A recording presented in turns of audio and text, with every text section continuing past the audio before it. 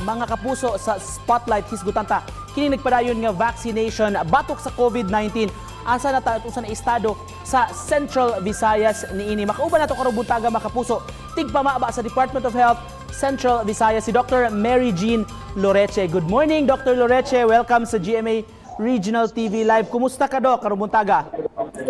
Good morning, Nico. Thank you for having me here in your program.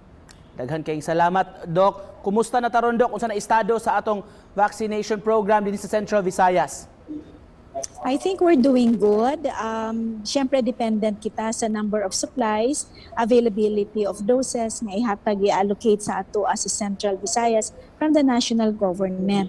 Pero base sa ato ang datos, we were able already to vaccinate around 68%, no, of our frontliners sa ato ang subgroups A1.1 to A1.7 na namang gani kita naka-second dose na kita sa uban, no? We have already vaccinated more than 25,000 for the second dose, and we also have started with our senior citizens or our subgroups A2 already. You were saying, Doc, around pila to 25% na ang nahatagan sa second dose nila, Doc. Doon na ba'y time period ani sa atong paghatag nila sa second dose? Ito may tabo kung mulaps, Doc?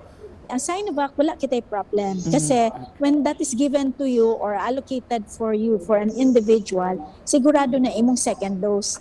Kaya kunyari, we have kunyari, if for example lang 100,000 imong doses, you're going to vaccinate only 50,000 persons. Kaya times 2 man na nimo siya. Pero ang AstraZeneca, nga nahumanapod natong hatag atong first dose, sila ang atong gihulatan nga maabtan kitag AstraZeneca para mahatag ang atong second dose. But then, dili man po ta worried, Nico, tungod kay magsugod man kita sa atong second doses for AstraZeneca sometime third week of May. So we're really upbeat and positive na we would have AstraZeneca by then.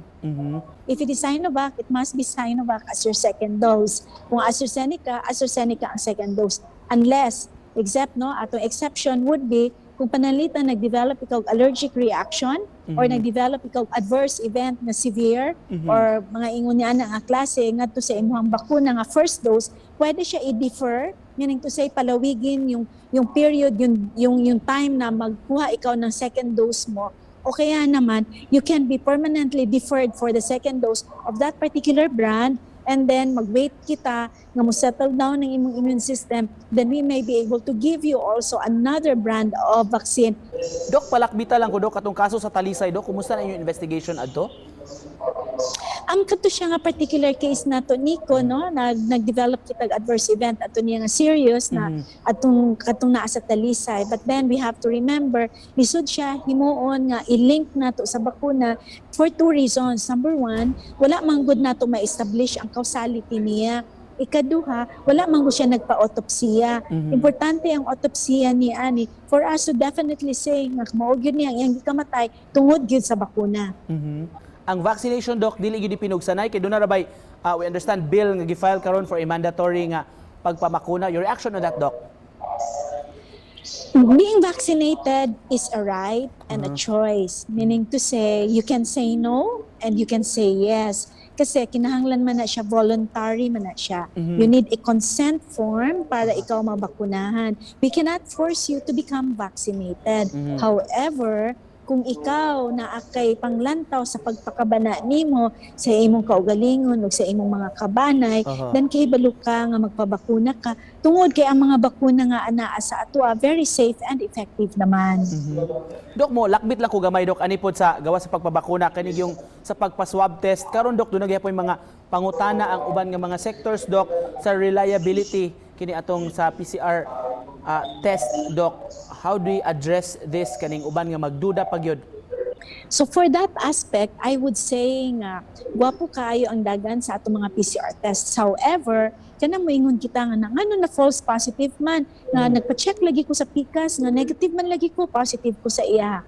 There are 2 things that we have to consider, Nico. Number 1, again, the timing of the sample collection. Pananglitan ako, nagpa-swab ko karon. Di ko kadawat na positive ko. Yato ko sa lain na laboratorio in a matter of 24 to 48 hours. Kaya gusto ko negative Siguro. ko. The possibility nga negative ka, pwede man. Kung ang viral load, anang higayon nga gikuhaan ka, is already very low, dili na madetektahan sa imuhang PCR machine.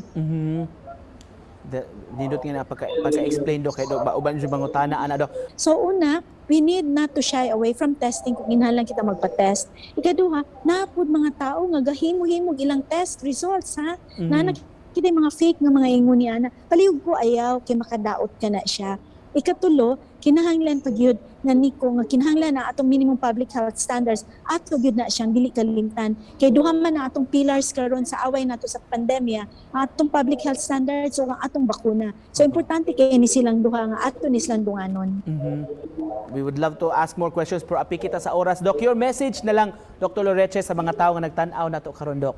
Let us keep ourselves, embracing our minimum public health standards, and let us always follow the guidelines and protocols para dili kita maglisod ni ani mga variants of concern ug magpabakuna kita. Magpasalamat mig dako, Doc, sa oras imong gihatag bisan sa imong kabisi. Makapuso ang tigpamaba sa DOH 7 Dr. Mary Jean Loreche. Daghang salamat, Doc. Thank you.